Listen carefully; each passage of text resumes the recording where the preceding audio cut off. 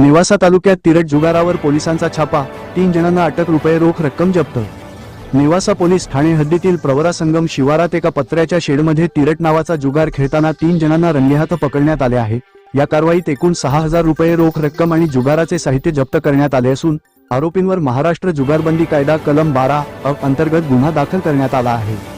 ही कारवाई पोलीस नाईक सोमनाथ आसमनराव झांबरे, पोहेको, राहुल द्वारके, पोना, बाळासाहेब नागरगोजे, रिचर्ड गायकवाड, भीमराज खरसे यांच्या पथकाने वरिष्ठ पोलीस निरीक्षक किरणकुमार कबाडी यांच्या आदेशाने पेट्रोलिंग दरम्यान केली।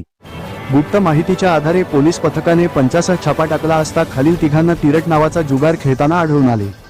संजय रामचंद्र पोद्दार, वय 52, राहणार खडके, तालुका नेवासा, वजा 1380 रुपये व तिरट पत्ते।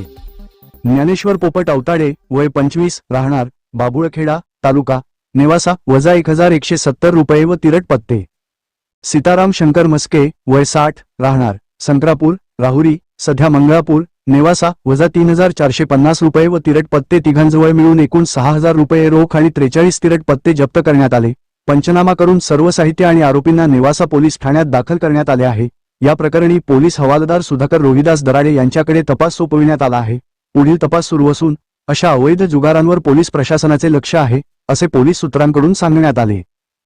राज्यातील आणि देशातील बातम्या पाहण्यासाठी आजच आमच्या महाराष्ट्र न्यूज प्रिन्स या YouTube चॅनलला सबस्क्राईब करा आणि मिळवा नवनवीन अपडेट।